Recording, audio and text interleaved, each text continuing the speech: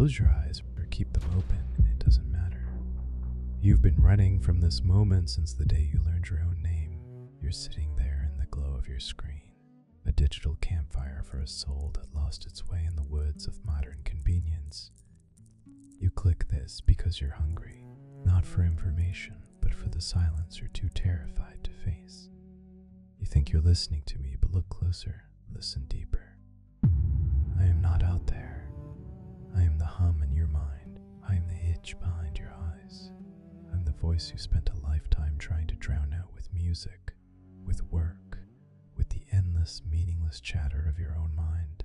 Tonight, we aren't going to find yourself. We are going to lose the person you've been pretending to be. Do you feel that? The sudden weight in your chest. That is the beginning of the truth. But what is this truth? You think it's a destination. You think that if you dig deep enough, you'll find a solid core, a real you that's been hiding. Let me shatter that hope right now. There is no core. You are a biological reaction to a world you didn't create. Yourself is a rolling snowball of trauma, copied habits, and a desperate need to belong. Imagine a room filled with mirrors. You walk in and you see 1,000 versions of yourself. Which one is real? The one that smiles, the one that's angry? No, the only thing that's real is the space between the mirrors, the empty air.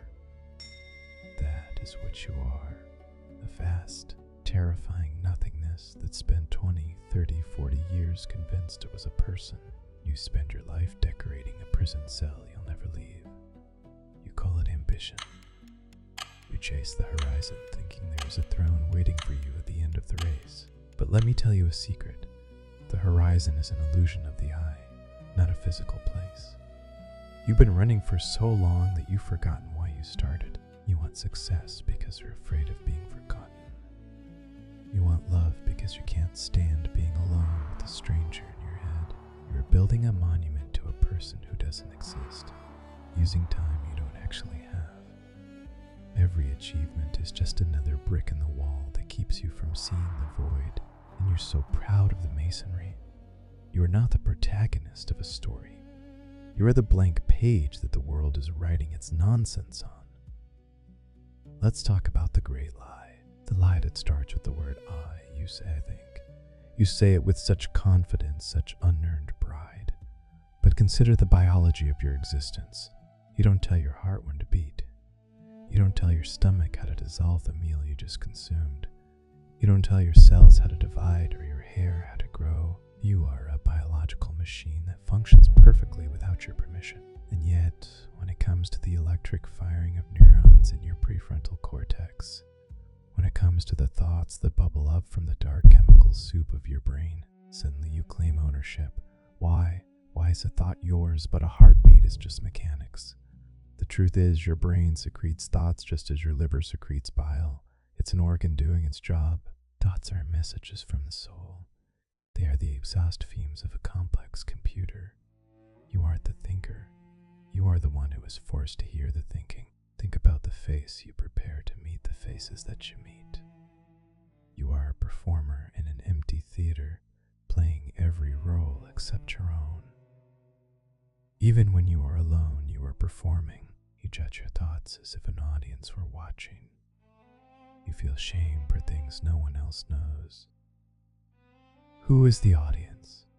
Who are you trying to impress in the middle of the night? It's the internal judge, the phantom of other people's expectations that you swallowed whole. You are a ghost inhabiting a costume, terrified that if you stop acting, the world will realize there was never anyone under the mask.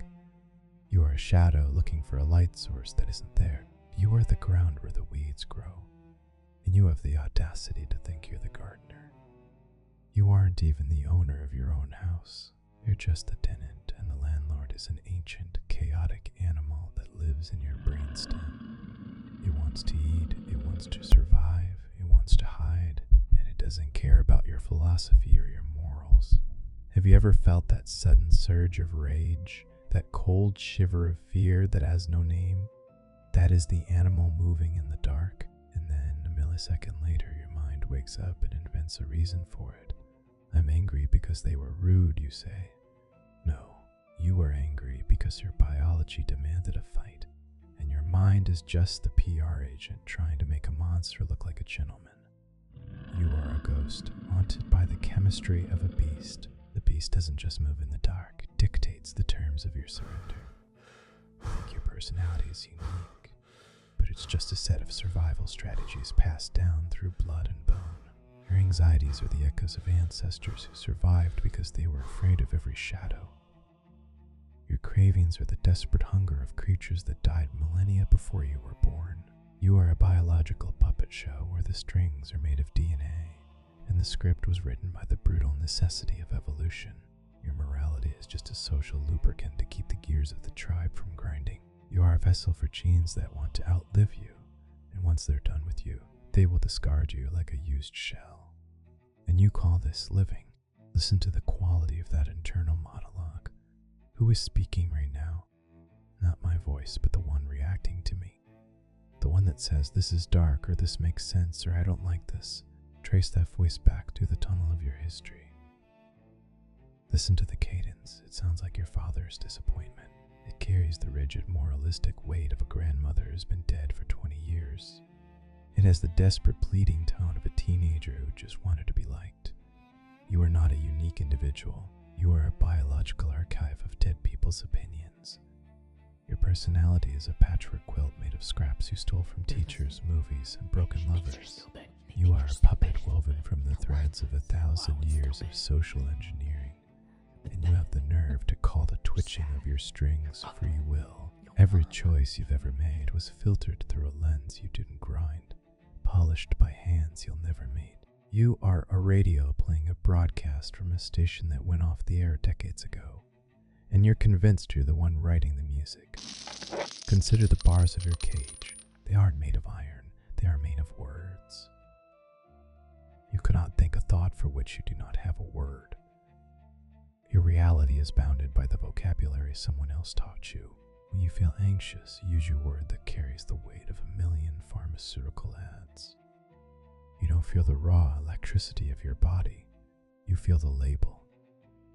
You've been colonized by language. You are trapped in a dictionary written before you were born. And then there is your history. You think your past is a library of facts, but memory is just a creative writing exercise. Every time you remember something, you rewrite it. You edit the parts that make you look weak. You highlight the parts that make you the hero. Your past is a fiction you tell yourself to stay sane. You are a museum of false memories, a collection of dead voices. If your history is a lie, what makes you think your future is any more real? You believe you are rational, but your brain makes a decision seconds before you are even aware of it. The impulse to act arises from the dark animal depths of your biology. And then the second voice kicks in, the PR agent, the spin doctor. It creates a beautiful story to explain why you did what the animal already decided to do. You're not the driver, you're the PR agent for a chaotic animal, desperately trying to make its irrational behavior look like a plan. So let us ask the only question that matters. You are terrified of the silence because in the silence the constructed self begins to starve. You feed it with endless scrolling, with cheap dopamine, with arguments in the comment sections of videos you don't even care about.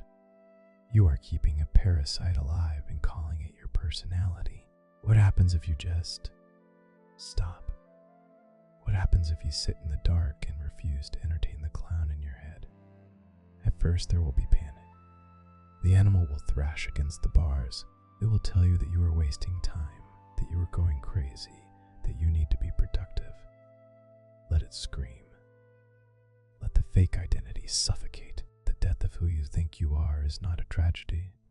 It is the only true liberation you will ever experience. Only when the noise completely dies can the real architecture begin. If your thoughts are noise and your memory is a lie and your choice is a script, who are you? Don't reach for an answer. The answer is another thought, another lie. Stop. Listen to the space between the words. You are not the voice, you are the silence that hears it. But the silence is nothing, and in that nothingness you are finally free. To at night when the lights are out, just watch the marble crack. Don't argue, don't agree, just observe. I am the second voice, and I am the only one telling you the truth. Sleep well. If you can still figure out who it is that's sleeping.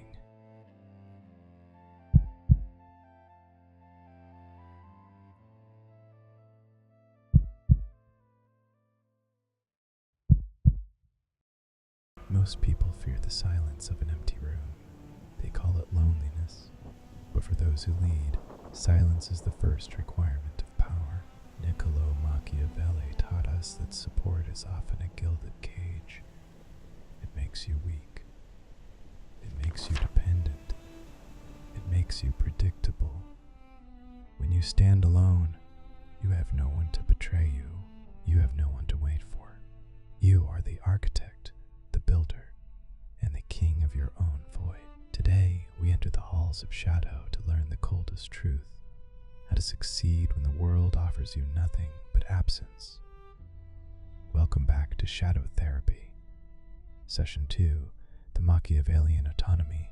The biggest lie society ever whispered in your ear is that you need a tribe to survive. Machiavelli looked into the hearts of men and found only shifting sand. They call it loyalty when things are easy. But the moment the first stone falls from your wall, watch how quickly their footsteps fade into the distance. Understand this. Every hand that helps you up today is a hand that can pull you down tomorrow. When you build your success on the foundation of others' promises, you aren't a king, you are a tenant in someone else's empire. And the rent for their support is always your freedom. Look at your limbs. Can you feel the invisible strings? Every favor you accepted out of weakness has become a cord, binding your will to the whims of the mediocre. To be supported is to be steered. To be helped is to be hollowed out until you are nothing but a puppet dancing for a crowd that doesn't even like the play. The mediocre stay in groups because they fear the cold of the summit. They want you to stay down there with them, sharing their warmth and their limitations. But the great work requires a different temperature. It requires the absolute freezing autonomy of the void. To seek support is to admit that you are not enough. It is a confession of incompetence that the world will eventually use against you. Machiavelli's prince knows that the only hand you can trust is the one at the end of your own arm. Solitude is not your enemy. It is your shield. Strength without cunning is nothing but a grand target for those who envy your light. Machiavelli warned us. The lion is a master of the open field. He can scatter the wolves with a single roar, but he is blind to the invisible snare hidden beneath the leaves. To survive the void of zero support, you must learn to split your soul in two. The lion is your boundary. It is the cold, unyielding no that echoes through the halls of your life. When you have no pack to protect you, your roar must be so absolute that no one dares to test the thickness of your skin. It is the raw display of autonomy the moment you decide that your time, your energy, and your spirit are not for sale, not for rent, and certainly not for the weak to consume. Pause, low exhale. But the fox is the master of the shadows you now inhabit. Cunning is the art of the soft touch. It is knowing how to smile at the very people you intend to bypass. While the world looks for a lion to fight, you move like the fox, quiet, unnoticed, and entirely self-contained. You do not demand a seat at their table. You build your own in the dark, and they only realize you've won when the feast is already over, when there is no one to hold the shield for you. Your mind must become the weapon and the fortress simultaneously. Use the lion's fury to guard your focus from the leeches of society, and use the fox's intellect to infiltrate the gates that others believe are locked. You are not alone. You are simply operating on a frequency that the mediocre cannot hear. And that silence is where your empire begins.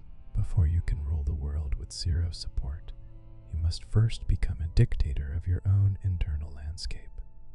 Machiavelli's prince is not a man of impulse. He is a man of calculated architecture. Your mind is the only territory where you have absolute sovereignty. If you cannot control the borders of your thoughts, you have already lost the war before the first shadow falls. The first layer of your fortress is emotional detachment. To succeed alone, you must treat your emotions not as a compass, but as weather patterns. Rain will fall and storms will rage, but the stone of your resolve remains dry.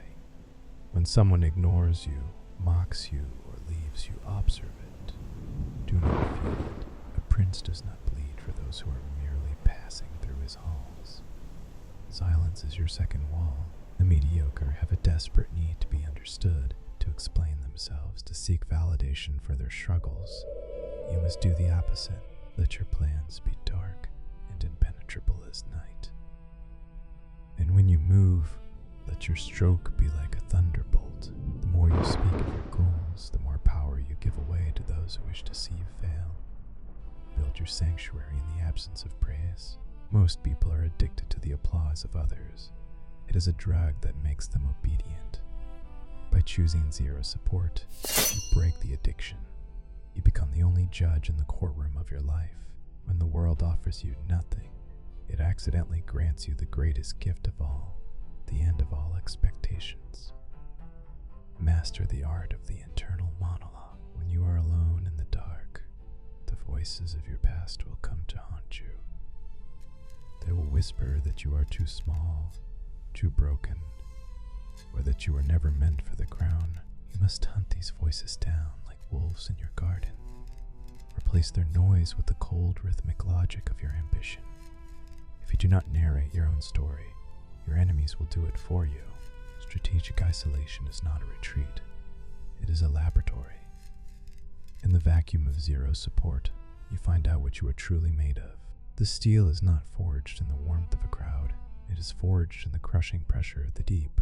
Use this time to sharpen your skills, to study the maps of your industry, and to become so competent that your presence alone becomes an undeniable force of nature. Remember the Machiavellian rule. The prince must avoid being hated, but he must also avoid being too accessible. By success in solitude, you create an aura of mystery. People fear what they cannot understand, and they respect what they cannot control. Let them wonder how you stand so straight while the world is trying to bend you. Let your success be the only answer they ever receive. Your mind is now a fortress. The gates are locked from the inside. Now that you have mastered your internal world, you are ready to look outward and see who among your allies is actually a traitor in disguise. Let us identify the weights you must drop to truly fly. To build an empire, you must first clear the ruins. Machiavelli knew that a prince's greatest threat isn't the enemy at the gates, but the traitor at the table. To succeed alone, you must recognize when family and friends have become weights around your neck. Here are the signs it is time to cut the cord. Sign 1. They celebrate your failures more loudly than your victories. If their eyes dim when you rise, they aren't your support, they are your anchors. Sign 2. Constant manipulation through guilt. They use the past like a weapon to keep you from a future they cannot reach. Break the blade before it finds your heart. Sign 3. They drain your energy without contributing a drop to your reservoir.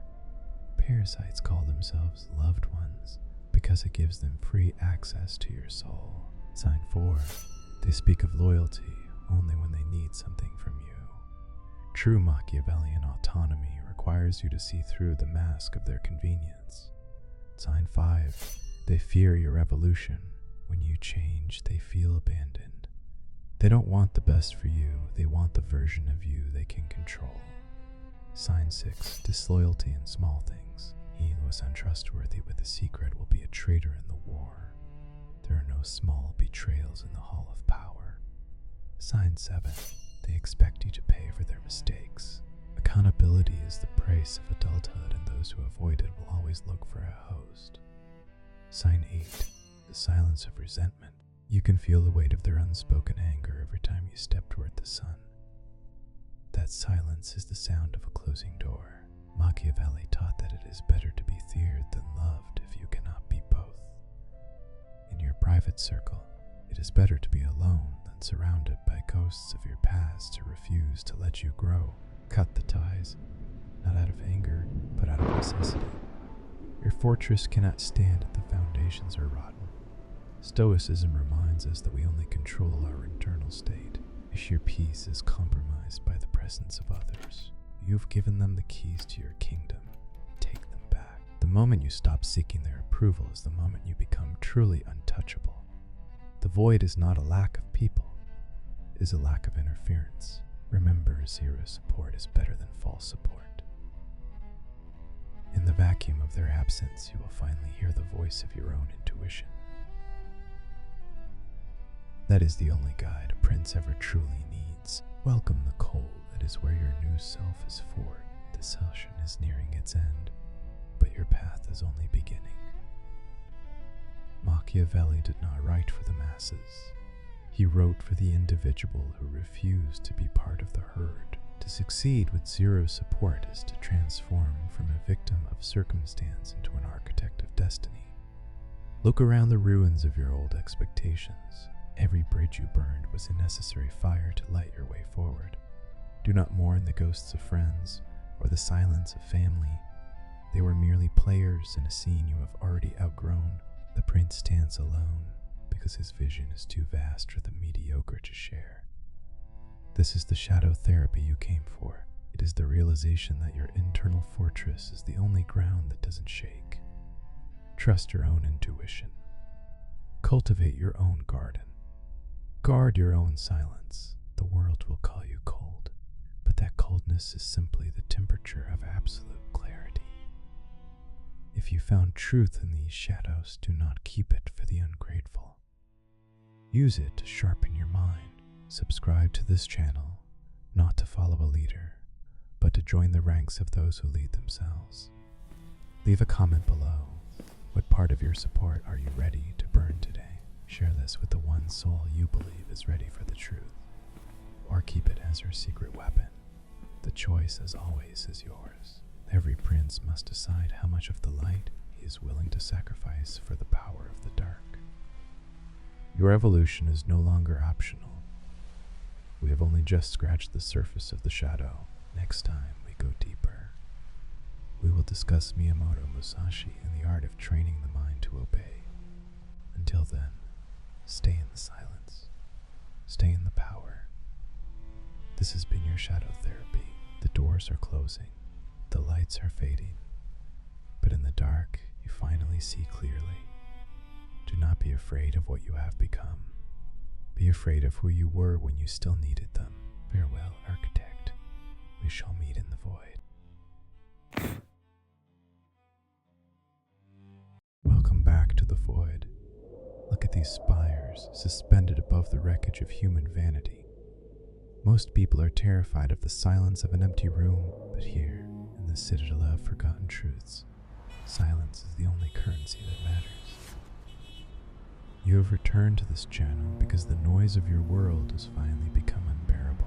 You are running out of breath chasing a train that doesn't even exist. Step into the portal room.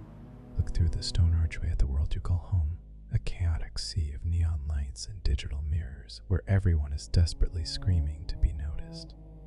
We live in the era of the successful success. The social media Panopticon whispers a toxic lie every time you unlock your screen. If you haven't conquered the world by 20, you are a ghost in your own life.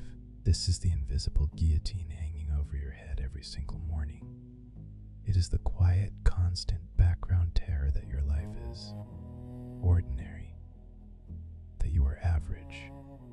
I know that feeling. You feel the physical pressure in your chest when you scroll past a perfect life. You feel the sting of shame when you realize you are not extraordinary in their eyes. But understand this, they want you to feel small. They need you to believe that an average life is a death sentence. Why?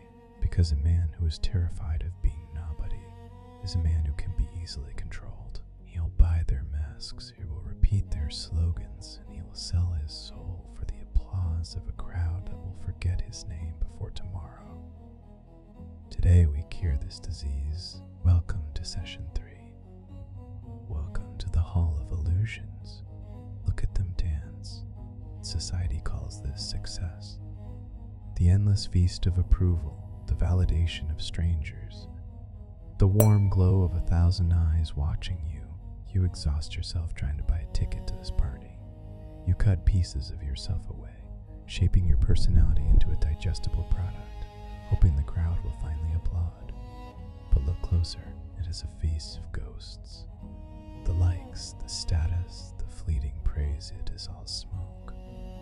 The moment you reach out to grasp it, it crumbles to ash in your hands. You are bending your spine to impress people you don't even respect.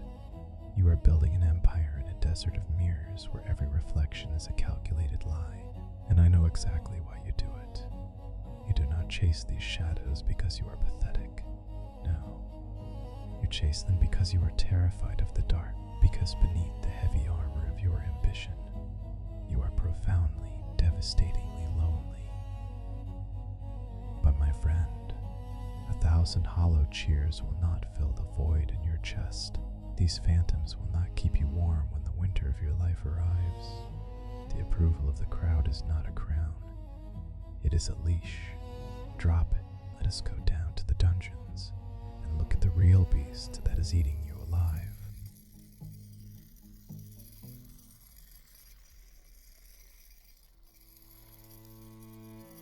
Welcome to the menagerie of terrors. Deep beneath the velvet and gold of the illusions above, this is where you keep the real master of your life. Do you hear that breathing in the dark? It is large, it is hungry, and it is entirely yours. That beast pulling against the iron chains, that is your ambition. But it is not the pure ambition of an architect building his empire. No, it is the infected, ravenous ego that society bred inside you. It is the part of your soul that screams, "Look at me.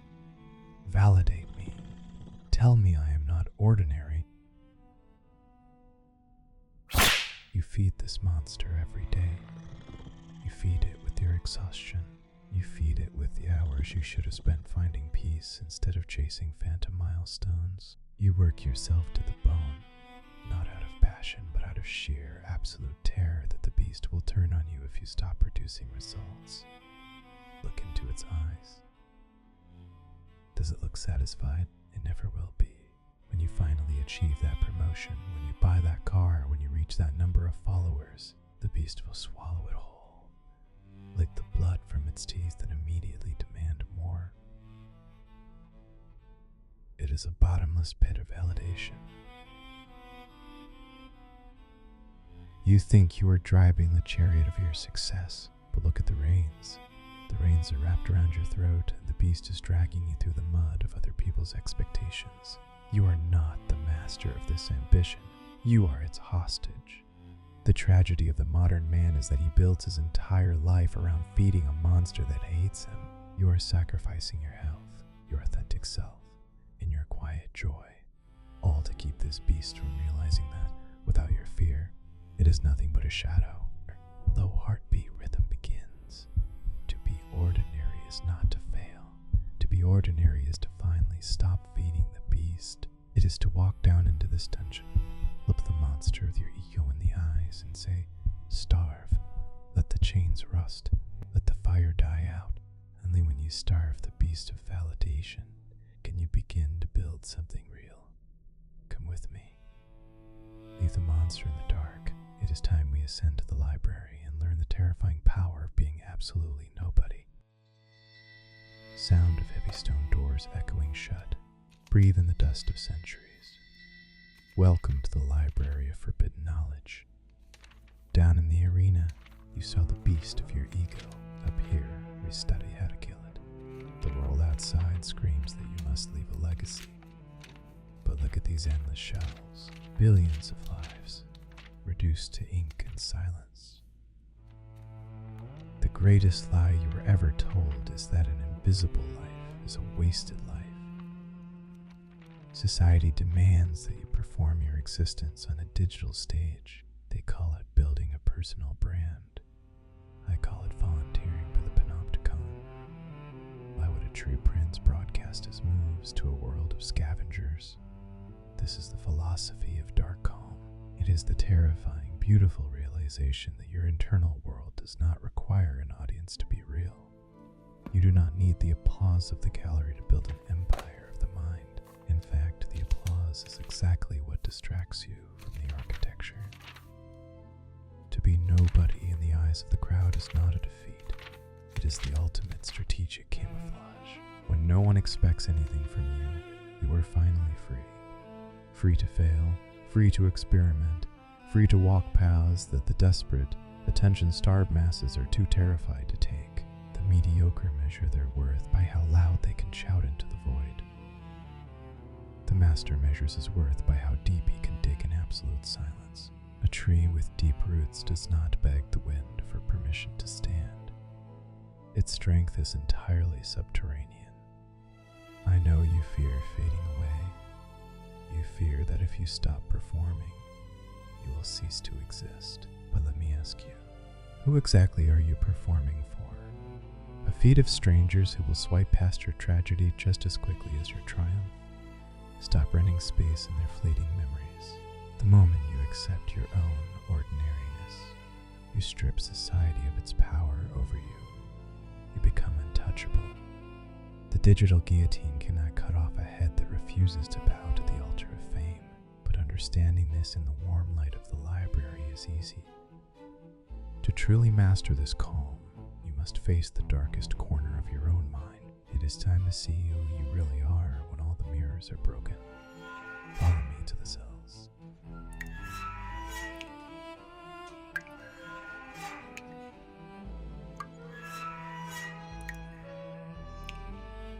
Welcome to the bottom. The cells of expectation. This is the deepest, coldest part of your own mind. You have been terrified of the reflection that stares back when you strip away the masks.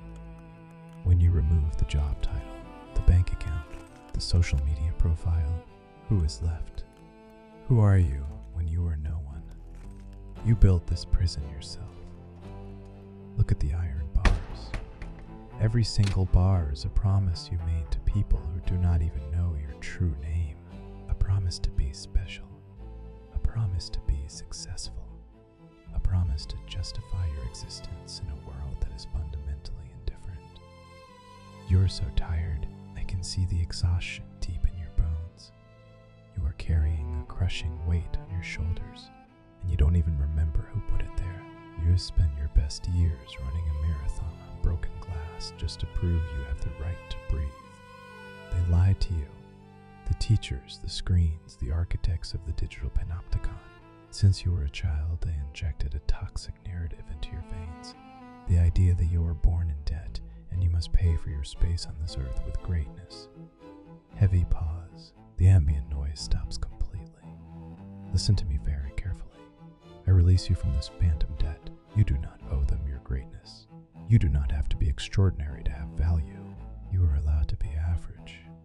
You have the absolute right to simply exist. To be nobody is not a curse. It is the ultimate liberation. It is a blank slate. When you accept that you are nobody, you destroy the script they wrote for you. You stop being a character in their play. You step off the stage. You are finally, terrifyingly free. The cage is open. The mirror of validation is shattered. The exhausting performance of your life is officially over. Step out of the cell. Breathe in the freezing air of reality. Let us walk to the balcony and look at the empire you will build from this beautiful nothingness.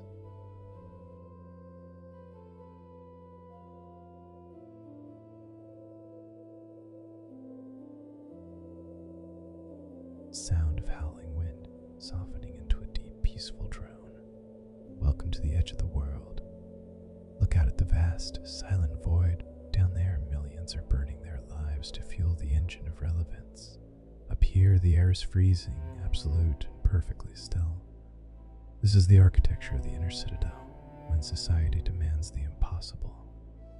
When the digital Panopticon tries to drag you back to the altar of vanity, you retreat to this fortress, a fortress built not on external applause, but on the cold, hard rock of self-sufficiency.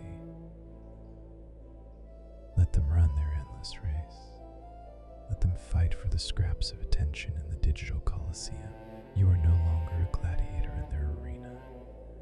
You have simply stopped playing their game.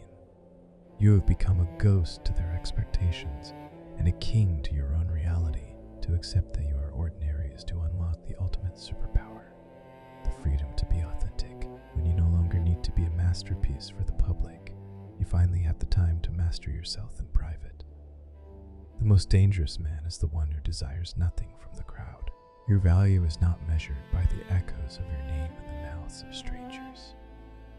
It is measured by the depth of your roots, by the promises you keep to yourself when no one is watching, by the quiet, unbreakable peace you cultivate in the center of the storm. Take your seat on the throne of your own mind. Reign over your thoughts, your time, and your silence. Prince does not need the world to validate his sovereignty. His crown is his autonomy. His empire is his unshakable calm. If you have found the courage to drop the heavy armor of greatness today, do not let the noise drag you back. Build your citadel. Embrace the void. Be nobody, because nobody is the only one who is truly free. This concludes our third session. If the silence speaks to you, subscribe to Shadow Therapy. Leave a comment below. What expectation are you burying today? Stay in the dark. Stay in the power. Farewell, architect. We shall meet in the void.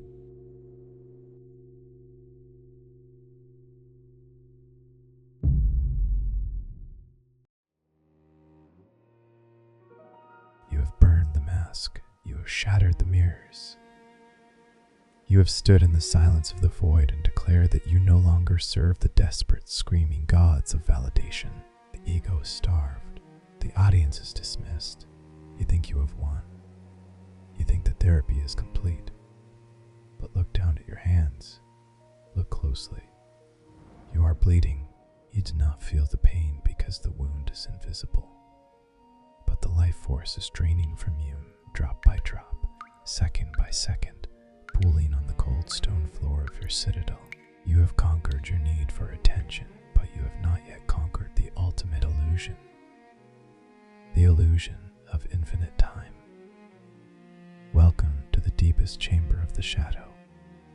Welcome to the reckoning. Today we do not speak of ambition. We do not speak of society. Today we speak of the only absolute truth in this universe. We speak of death, and we speak of the currency you are throwing into its open jaws. There is a fatal arrogance in the modern human. You walk through your days with the casual posture of an immortal. You delay your greatness, your peace, your ultimate architecture because you believe you have an endless reservoir of tomorrows. You say to yourself that you will start building your true life next year, next month, when conditions are perfect, when the noise settles.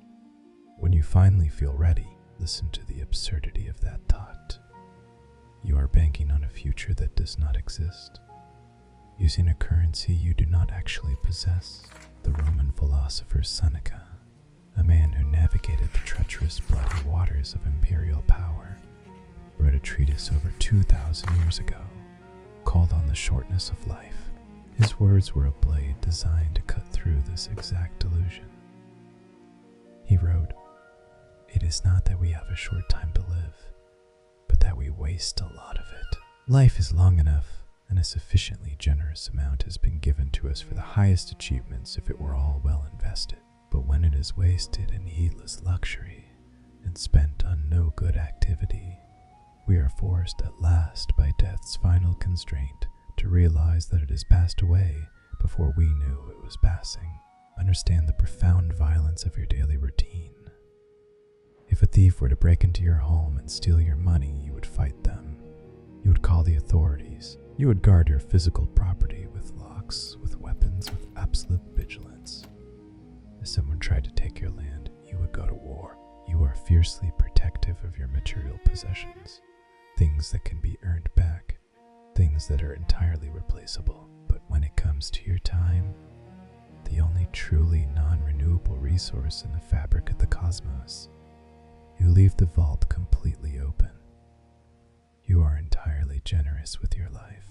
You hand it out to anyone who asks. You give it to the digital Panopticon, allowing algorithms years, you will never need to harvest your hours in exchange for cheap, momentary spikes of dopamine. You give it to the outrage machine, arguing with anonymous ghosts in the comment sections about issues that will be forgotten by history tomorrow. You give it to toxic relationships, to the parasitic expectations of the crowd, to the paralyzing fear of judgment. You let the world feast on your hours, your days, your years, and you do not even realize you are being consumed alive. Let us examine the anatomy of a wasted day. You wake up and immediately you surrender your mind to the glowing rectangle of glass in your hand.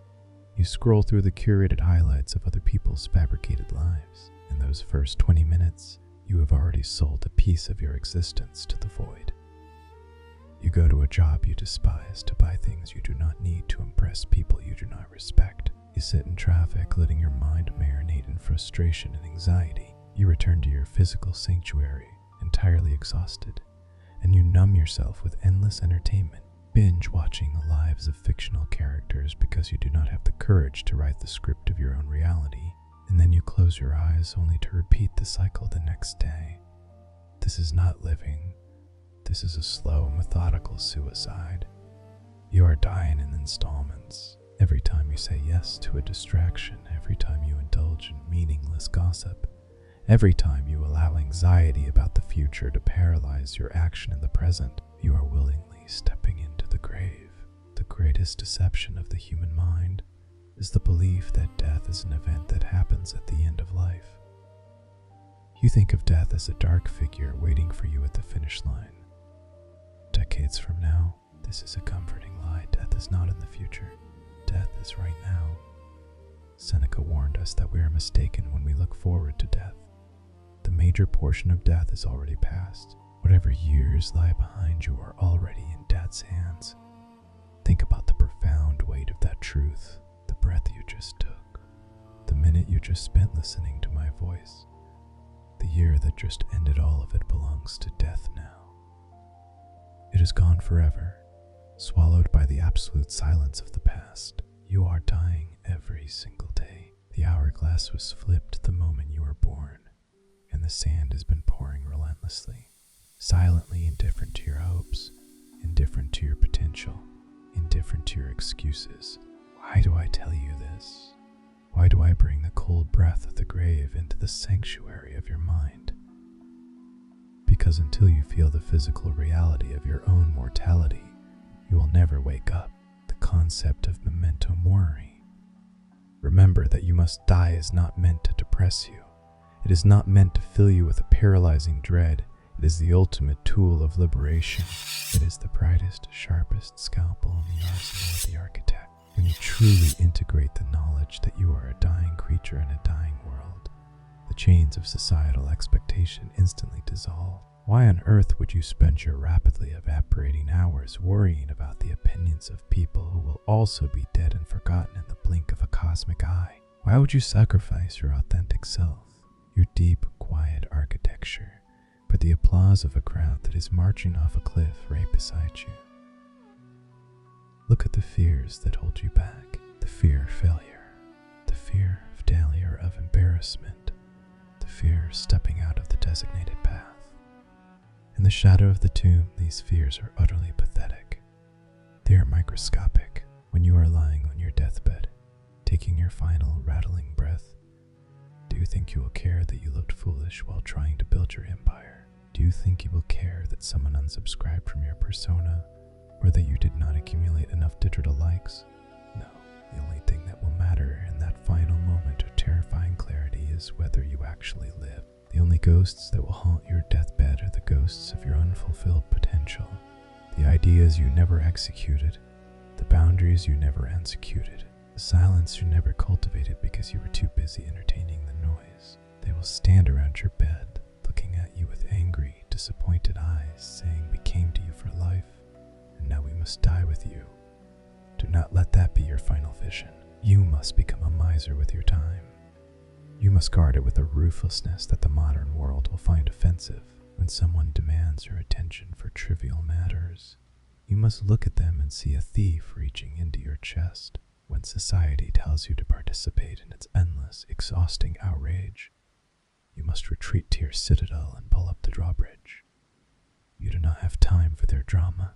You do not have time for their insecurity. You have a finite number of heartbeats left to master yourself, to build your architecture, to forge a mind so impenetrable that the chaos of the world simply breaks against it like water against stone.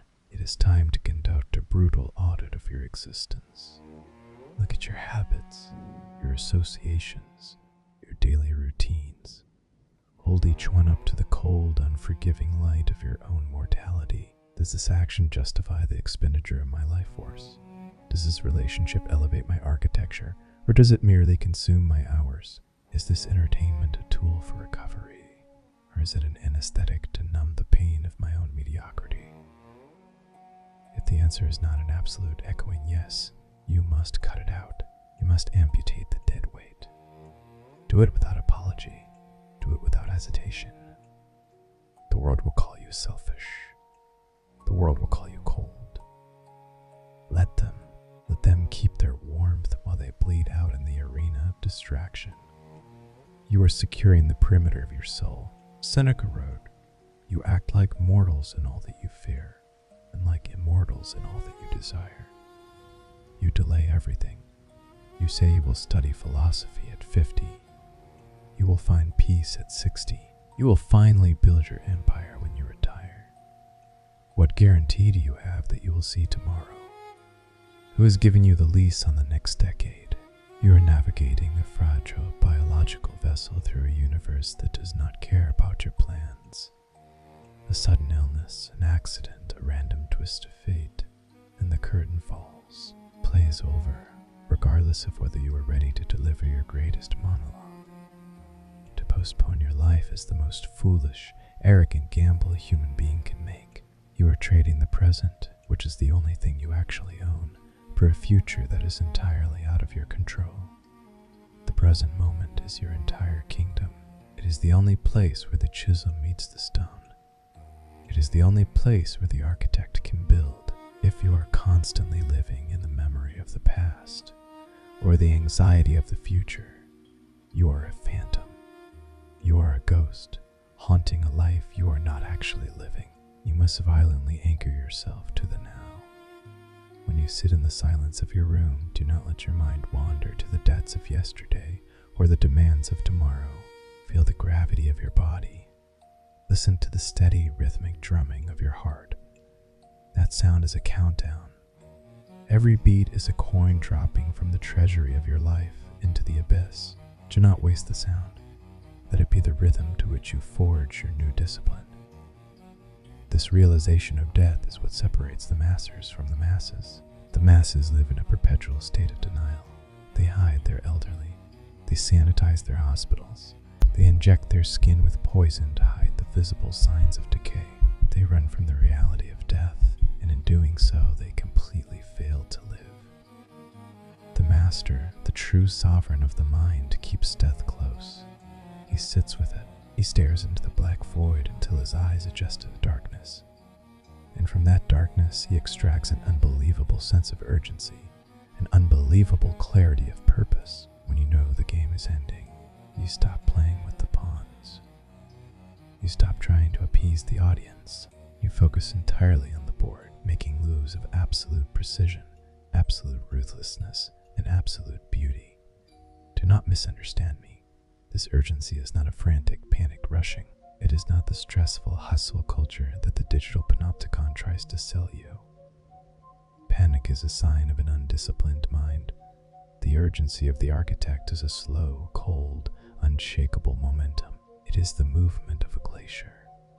It is the knowledge that you have no time to waste, combined with the profound patience to do the work correctly. You do not rush the chisel. You simply ensure that every single strike is intentional. You eliminate the pauses of hesitation. You eliminate the distraction of self-doubt.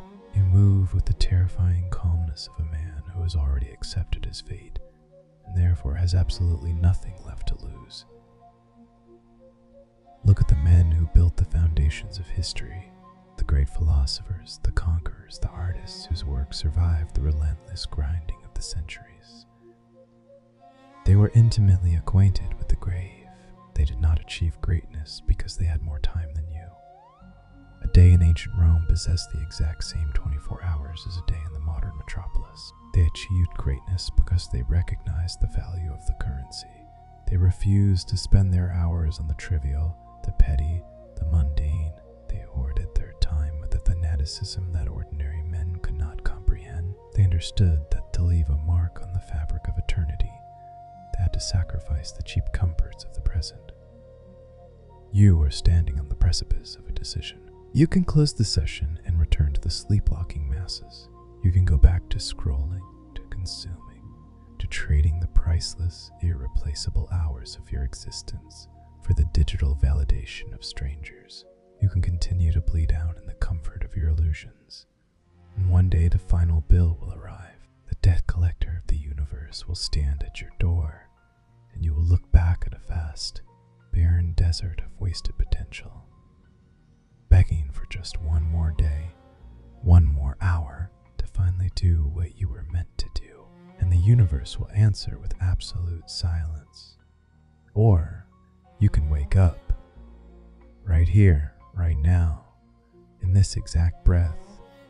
You can seal the vault. You can declare bankruptcy on all the trivial obligations, the fake friendships, the societal expectations that have been training your treasury.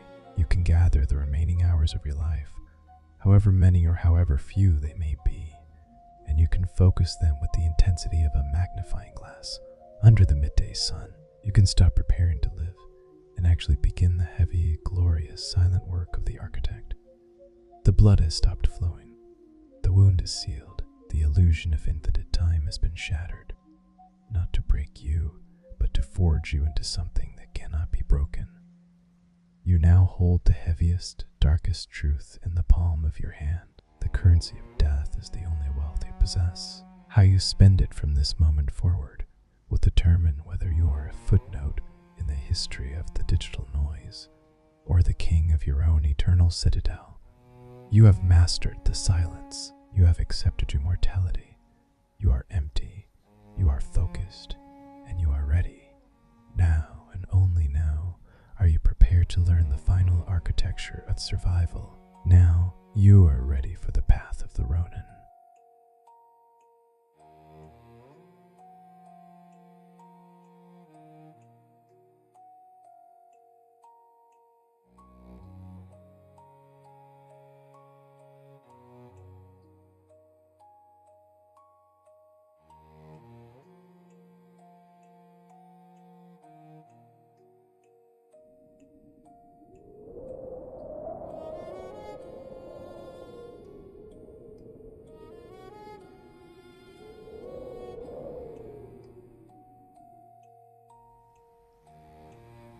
You are standing in the ashes. Look behind you. The hall of illusions is still burning. The heavy iron chains of your ambition lie broken on the cold stone floor, the beast of your ego. The parasite that fed on your need for validation is finally silent. You have stripped away the title, the name, the desperation to be seen. You are nobody, and in this profound, terrifying nothingness, you are finally breathing. Take a breath. Feel the absolute zero of this altitude. This is the freezing air of your own sovereignty, but do not deceive yourself. Remaining on this balcony, hiding the safety of the void forever, is simply another form of cowardice. The monastery is a retreat, not a kingdom. To be a ghost who never haunts the physical world is to waste the architecture you have just uncovered. The true test does not happen in the silence of the void. The true test happens when you must descend. How do you return to the digital Panopticon? How do you walk back into the neon circus of the modern world without becoming a clown? How do you move among sleeping masses, the anxious crowds, the validation-starved ghosts, without catching their disease? You need a new discipline, a philosophy of steel and shadow. In the year 1645, weeks before his death, the greatest swordsman in the history of humanity, Miyamoto Musashi, retreated into the absolute isolation of the Reigundo cave. He knew his physical body was failing. The world outside was chaotic, political, and entirely irrelevant to his mastery. in that dark, cold stone he wrote the Dokudo, The Way of Walking Alone, 21 Principles for a Life of Unbreakable, Terrifying Autonomy. Musashi was not merely a warrior. He was a Ronin, a samurai without a master, and you, sitting in the glow of your screen, having severed the strings of society's expectations. You are now a Ronin. Society is no longer your master. The algorithm is no longer your master. The approval of strangers, the applause of the gallery, the phantom debt of greatness. None of these hold your leash anymore. You serve only the cold, unyielding architecture of your own mind. Listen to the first law of the Ronin. Accept everything just the way it is. The masses spend their entire lives arguing with reality. They scream at the storm for being wet. They curse the fire for burning. They resent the fact that people are treacherous, that systems are corrupt, that the world does not care about their feelings. They bleed their energy into anger and disappointment. The Ronin does not argue with the landscape. When you look at the modern world, a landscape of manipulation, superficiality, and digital noise, you do not feel anger. You feel nothing. It is simply the terrain. You cannot be offended by a mountain. You simply calculate how to climb it. Accept the darkness of human nature. Accept that the majority will always trade their freedom for comfort. Accept that the game is rigged. Once you stop demanding that the world be fair, you become incredibly dangerous to those who still believe in fairness. You see the board clearly while they are blinded by their tears. The second law: do not seek pleasure for its own sake. Remember the dungeon. We spoke of motivation. Motivation is a biological trap. It is the sugar your primitive brain demands to perform an action. Look at the people around you. They are paralyzed. They are waiting for inspiration to strike. They need the perfect playlist, the perfect morning routine, the perfect surge of dopamine to do the work they claim is their life's purpose. They are slaves to their own chemistry. The Ronin murders motivation. Discipline is not about forcing yourself to feel good about the work. Discipline is the absolute separation of action from emotion. You wake up, your body is heavy, your mind whispers that there is no point, that you are tired, that you should rest. You observe that whisper. You watch it float by like a dead leaf on a river. And then you execute. You act not because the fire of passion is burning within you, but because the cold stone of your will demands it. The action itself is the only truth. The feeling is entirely irrelevant. Can you imagine the terrifying power of a man who does not need to feel good to conquer? A man who operates with the mechanical precision of a clock ticking in an empty frozen room, while your competitors are trying to find themselves, trying to heal their inner child, trying to feel motivated. You are already miles ahead, walking through the blizzard with a steady, unbreakable rhythm. But what happens when you must speak to them? When you must enter the boardroom, the marketplace, the social arena? Here we merge the sword of the Ronin with the shield of the Stoic. Marcus Aurelius, the Emperor of Rome, a man who possessed the power to destroy nations with a single word, sat in his war tent on the edge of the known world and wrote to himself. Begin each morning by saying to yourself, "Today I shall meet with the busybody, the ungrateful, arrogant, deceitful, envious, and unsocial." He did not hope for better men. He armored his mind against the reality of the men who existed. To survive the modern matrix, you must evolve from the puppet to the puppeteer. When you are asleep, you are the puppet. You believe the roles you were assigned. You believed your job title, your social status, your digital avatar. You felt genuine pain when the crowd booed and genuine pride when they cheered. Now you know the theater is empty. So when you return to the stage, you put on the mask with conscious intent. You'll smile. You'll shake hands. You'll play the corporate game. You will use the digital Panopticon to build your empire, moving the pieces on the board precisely how they need to be moved. They will think you are one of them. They will think you care about their trivial dramas, their fragile egos, their fleeting trends. But behind the mask, your eyes are dead to their illusions. Inside the citadel of your mind, there is absolute, terrifying silence. They cannot manipulate you with praise because you know their praise is cheap. They cannot control you with insults because you know their insults are just the projection of their own profound insecurities. You are untouchable. You are a ghost moving through a world of flesh, extracting what you need, building your architecture, and leaving no trace of your true self behind. Think lightly of yourself and deeply of the world, Musashi wrote. When you erase the ego, you become a mirror. The people you interact with will only see their own reflections in you. You give them exactly what they need to see, while your true self remains hidden in the deep, dark waters of your own solitude. This is the dark discipline. It is the realization that true freedom is not the absence of chains, but the ability to wear the chains voluntarily. Knowing you hold the key in your hand, you do not need to announce your departure from society. The loudest people are the weakest.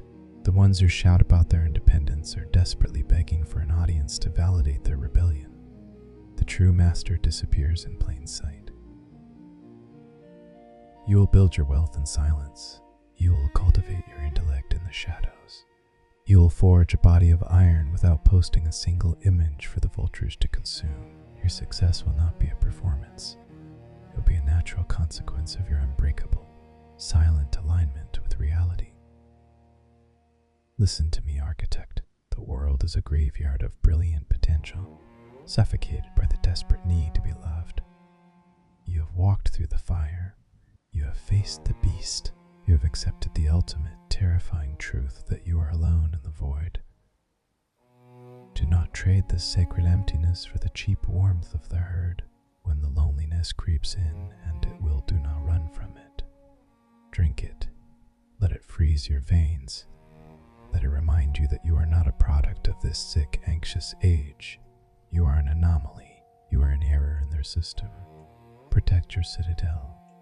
When the digital sirens try to lure you back to the rocks of comparison and vanity, tie yourself to the mast of your discipline. Treat your time as if it were the last drops of water in a burning desert. Treat your attention as the most sacred currency you possess. Do not give it to the outraged peddlers, the digital clowns, the architects of panic. You belong to the dark now. And in the dark, there are no distractions. There is only the work. There is only the path. The session is over. The philosophy has been given. The tools are in your hands. There is nothing more I can say to you that you do not already know in the deepest, oldest part of your mind. The mask is burned. The chains are broken. Now it is time to build. Walk back into their world, Ronin. Move like a shadow. Act with absolute ruthlessness. Cultivate an unbreakable peace. And remember, when the noise of the crowd tries to convince you that you must be someone, smile. Turn your back and choose to be nobody. I will be watching from the void. Farewell.